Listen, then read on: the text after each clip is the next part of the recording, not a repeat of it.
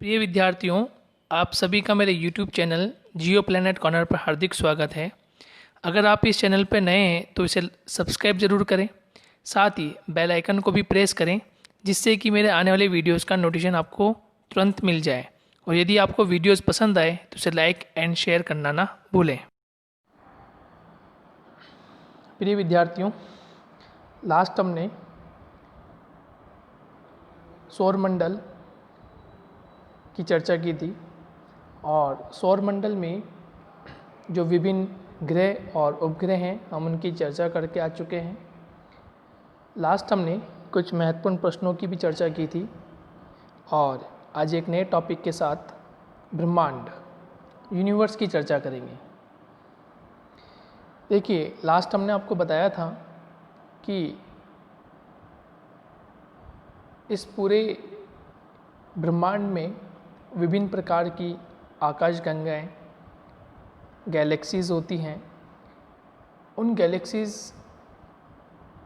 में एक प्रधान तारा जिसको हम सूर्य नाम देते हैं और उस सूर्य के चारों ओर परिक्रमा करने वाले महत्वपूर्ण ग्रह ये मिलकर सौरमंडल का निर्माण करते हैं। लेकिन ये पूरा जो सौरमंडल है या प्रधान सूर्य है, ये अंग किसका होता है? गैलेक्सी का। और हमारी जो गैलेक्सी है यानी हमारा जो सूर्य है वह सूर्य किसका भाग है? तो हमारी जो गैलेक्सी है उसका नाम है आकाशगंगा, मिल्की वे। ये हमने चर्चा की थी।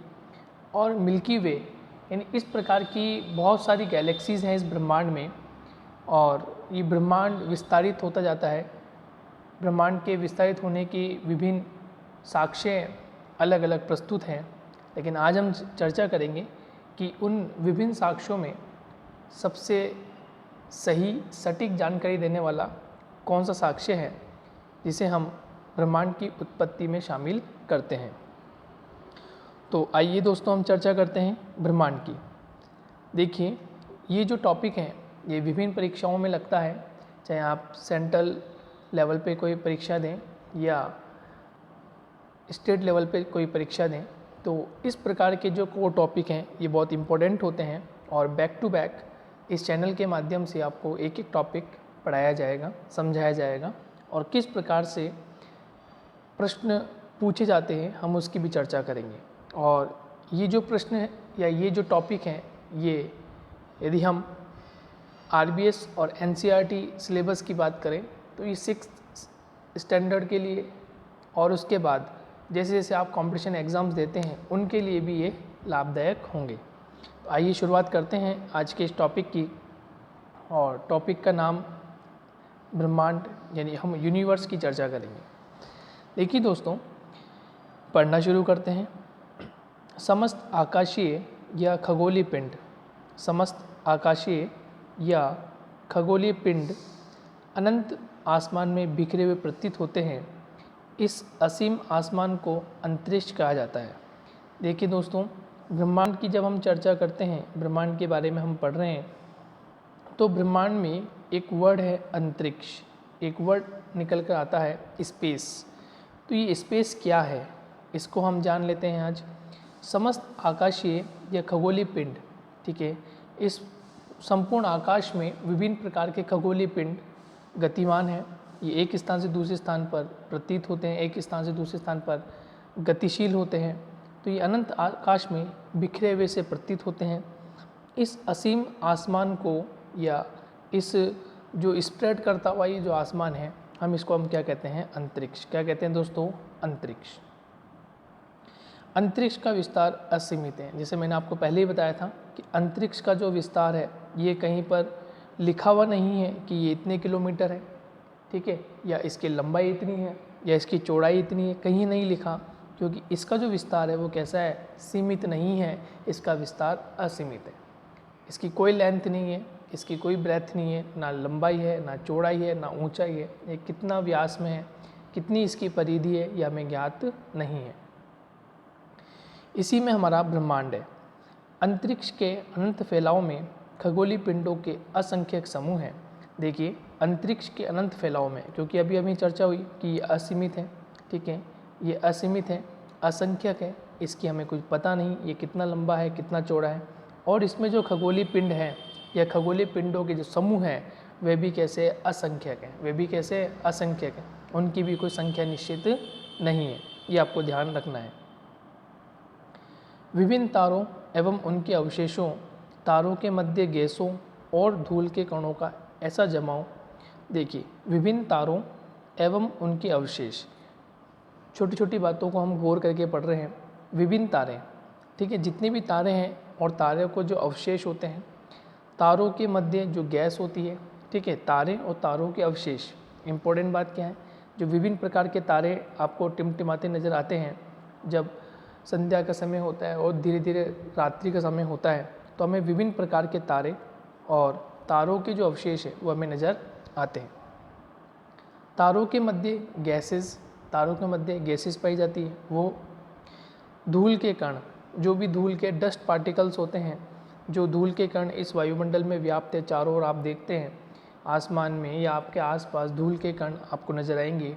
जब सूर्य की किरणें धरातल पे पड़ती है तो आप देखेंगे उस किरणों के साथ साथ भी धूल के कण ऊपर नीचे की ओर गति करते हैं। तो वे धूल के कण, ठीक है, और धूल के कणों का जो जमाव होता है, धूल के कणों का जो जमाव होता है वो गुरुत्वाकर्षण के कारण एक दूसरे से बंधा हुआ होता है। गुरुत्वाकर्षण के कारण एक दूसरे से बंधा हुआ होता है, ठीक है। वापस हम पढ़ लेते हैं।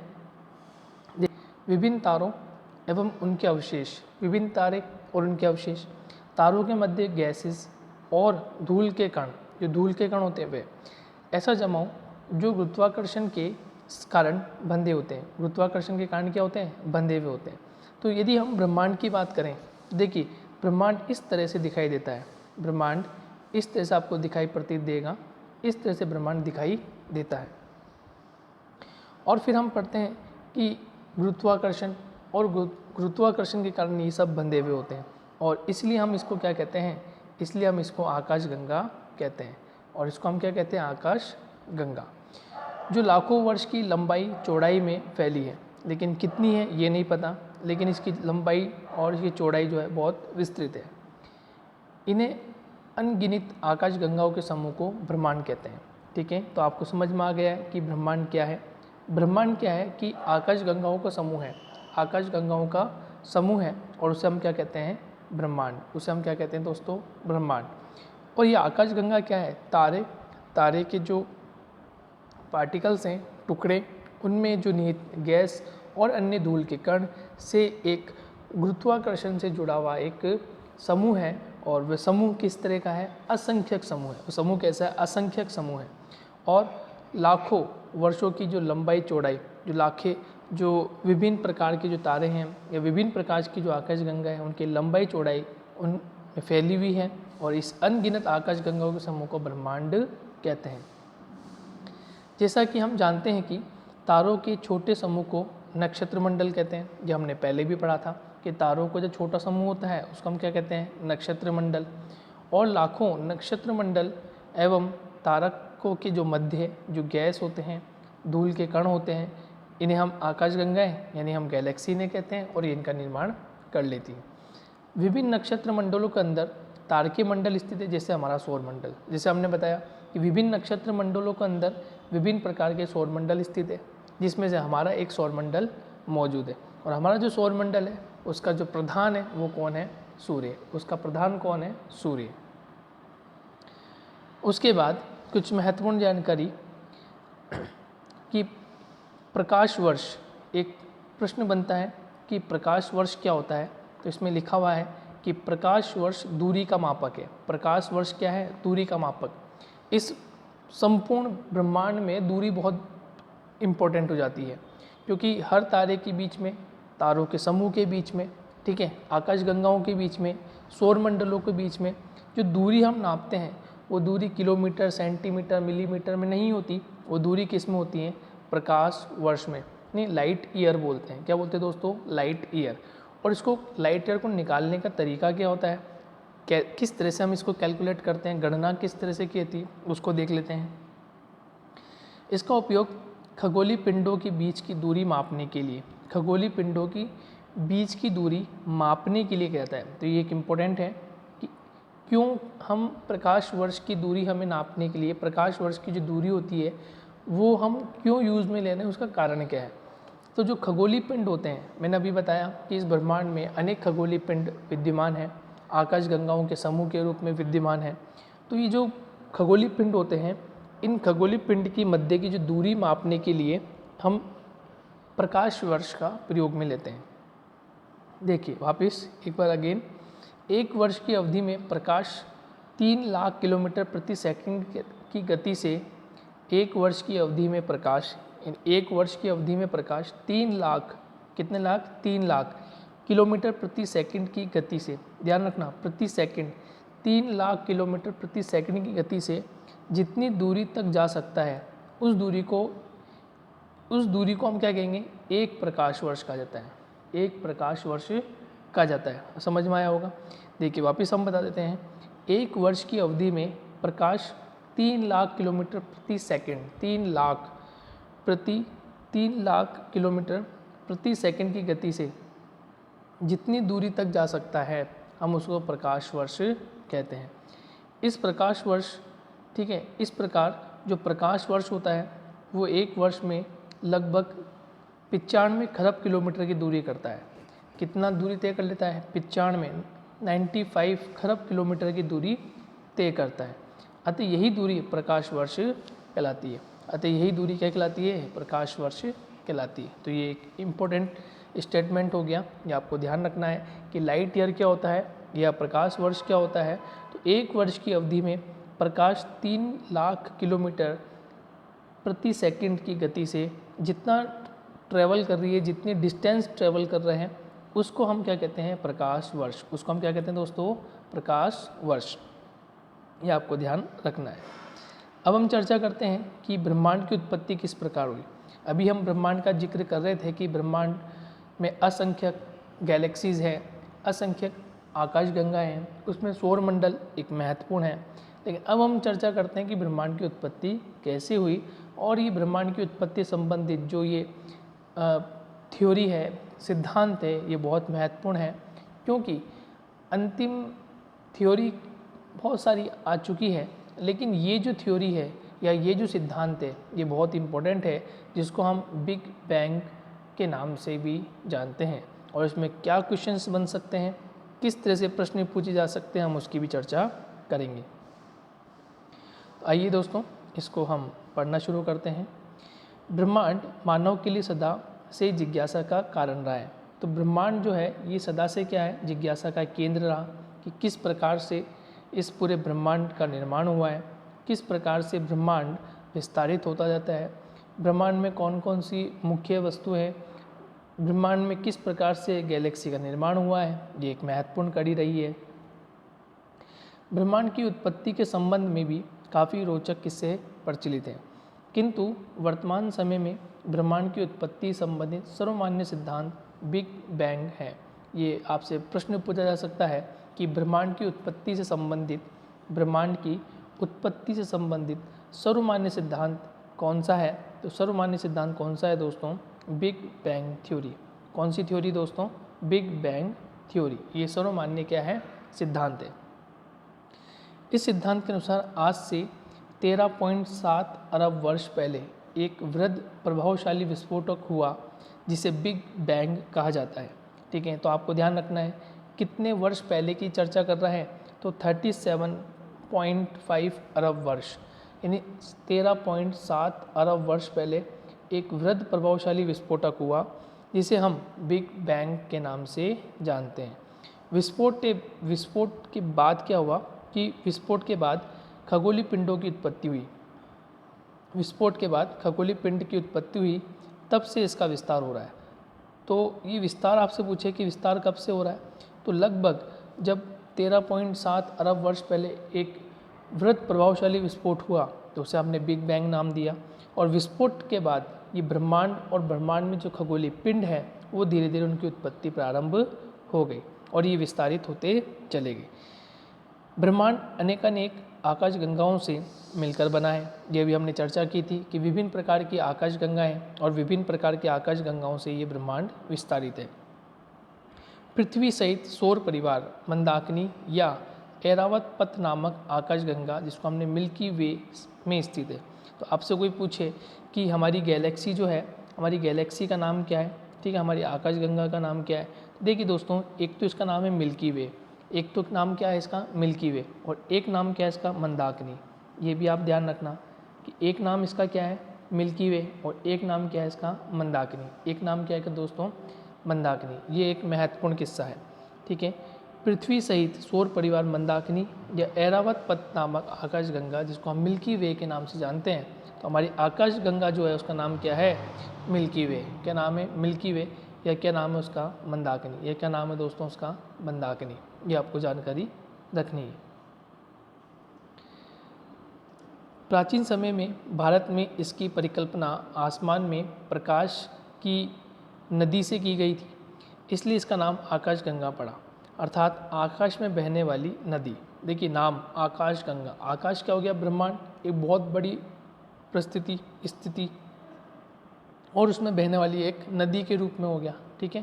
तो आकाशगंगा क्या हो गया, आकाश में बहने वाली एक नदी। तो ऐरावत पथ के अतिरिक्त अन्य कई प्रमुख आकाशगंगाएं हैं। तारों के समूह से आकाशगंगा का निर्माण होता है। तो किसके द्वारा, बिग बैंग के द्वारा। तो हमारी जो ब्रह्मांड है उस ब्रह्मांड की उत्पत्ति किस प्रकार से हुई, ये एक बिग बैंग थ्योरी जो सिद्धांत है उसके द्वारा हम ये जान पाते हैं। अब देखिए दोस्तों, ये एक प्रकार से विस्फोट, बिग बैंग की जो घटना घटित हुई थी, विस्फोट जो हुआ था उसका ये चित्र दिया हुआ है। इतना जब विस्फोट हुआ तो ये चारों तरफ फैल गया, और ये संपूर्ण ब्रह्मांड में विभिन्न प्रकार की आकाशगंगाएं हैं, और ये फिर आकाशगंगाएं अलग अलग डिस्ट्रीब्यूट होती चली गई। इसमें से हमारी जो आकाशगंगा है उसको हम इंग्लिश में मिल्की वेव कहते हैं, या उसका नाम क्या है मंदाकिनी। और इस मिल्की वेव या मंदाकिनी या जो आकाशगंगा है, इसका जो छोटा प्रमुख हिस्सा है वो क्या है सूर्य, और सूर्य के फिर प्रमुख हिस्से क्या है ग्रह, और फिर ग्रहों के फिर अन्य क्या बन गए उपग्रह, और उपग्रह के बाद क्षुद्र ग्रह, और फिर हम पढ़ते हैं उल्का पिंड और विभिन्न विभिन्न प्रकार के तारे। तो इस प्रकार से ये बिग बैंग की घटना घटित हुई और ब्रह्मांड की उत्पत्ति हो गई। अब जब आकाशगंगा को देखते हैं तो हमारी आकाशगंगा कुछ इस प्रकार से चमकीली दिखाई देती है। हमारी आकाशगंगा कुछ इस प्रकार से आपको चमकीली दिखाई देगी, जो आपको अभी दिख रही है, ये आकाशगंगा है। तो हमारी जो आकाशगंगा है वो इस प्रकार से चमकीली दिखाई देती है, और अनेक जो आकाशगंगा है उनका अपना स्वरूप है, उनका अपना रंग है, लेकिन हमारी जो आकाशगंगा है वो लगभग इस प्रकार से दिखाई देती है। और इस आकाशगंगा का जो प्रमुख स्रोत है वो क्या है, प्रमुख जिस भूमिका जो है वो किसकी है, सूर्य की, और सूर्य के चारों ओर ग्रह की। देखिए हमारी पृथ्वी का सबसे निकटतम जो तारा है वह सूर्य है, जो पृथ्वी से लगभग 15 करोड़ किलोमीटर दूर है, ठीक है। ये चर्चा हमने पहले भी की थी कि हमारा पृथ्वी से सूर्य की जो दूरी है वो 15 करोड़ किलोमीटर दूर है। अन्य तारों की रोशनी एवं चमक भी लगभग सूर्य के समान ही होती है, लेकिन वे सूर्य से अधिक दूरी होने के कारण हमें अत्यंत छोटे दिखाई पड़ते हैं। जितने भी हम तारे देखते हैं उन तारों की वास्तविकता में चमक होती है वो कम होती है। कारण क्या है, दूरी। जितनी दूरी अधिक होती जाएगी जो प्रकाश होगा वो कम होता चला जाता है। इन सब के अतिरिक्त एक विशेष आकृति वाला तारा जो हमें हमेशा दिखाई नहीं देता, वह तारा काफ़ी आकर्षक एवं निराला होता है। इसका नाम पुच्छल तारा या धूमकेतु है। इनकी रचना बर्फ, धूल, छोटी चट्टानों और गैसीय पदार्थों से हुई है। इनकी गति बहुत तेज होने के कारण गैसीय पदार्थ पूंछ की तरह संरचना बना लेती है। इसी कारण इसे पुच्छल तारा कहते हैं। क्योंकि बहुत तेज गति से जब निकलते हैं तो इनकी आकृति कुछ इस प्रकार से हो जाती है।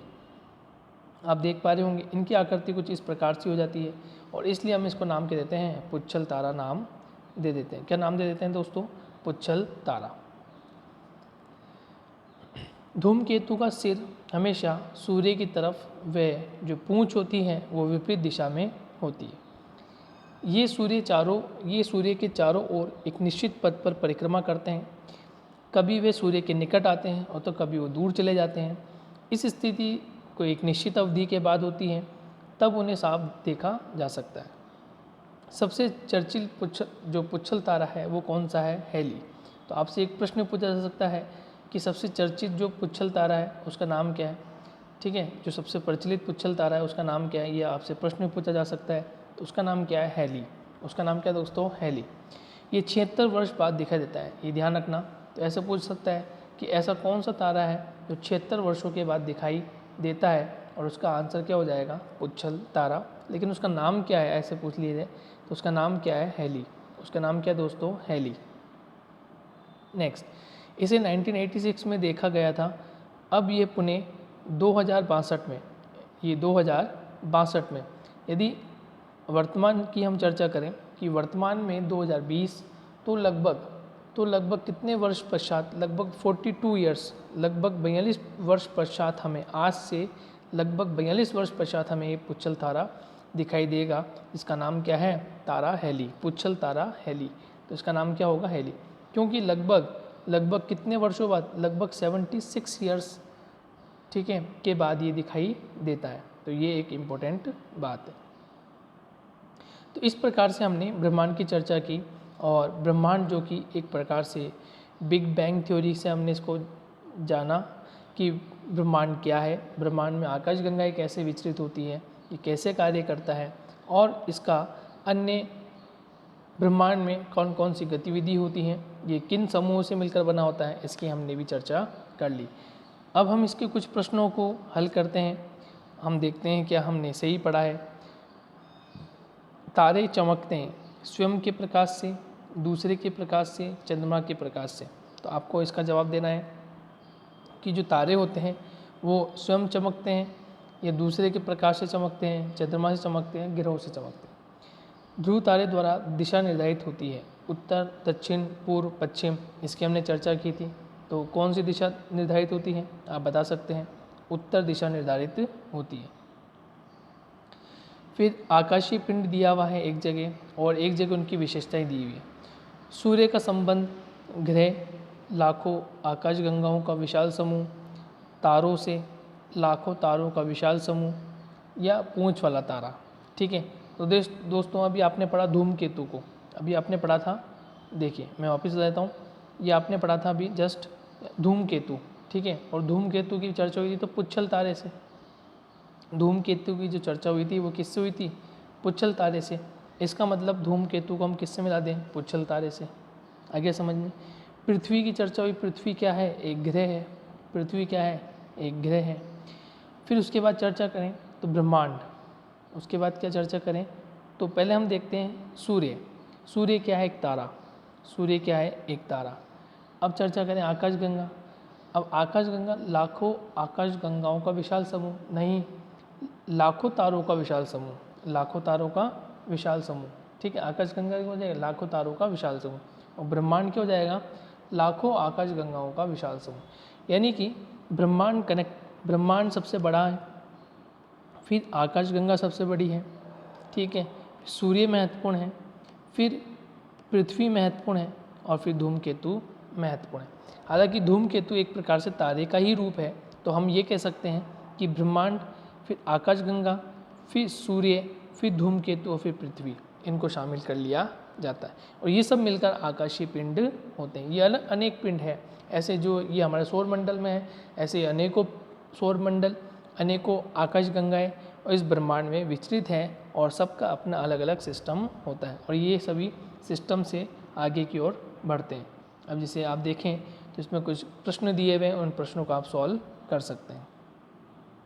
नेक्स्ट हम पढ़ेंगे सोलर सिस्टम या सौर परिवार की हम चर्चा करेंगे कि सौर परिवार क्यों महत्वपूर्ण है, सौर परिवार के बारे में हम चर्चा करेंगे। तो मिलते हैं हम नेक्स्ट अध्याय में, जब तक के लिए दोस्तों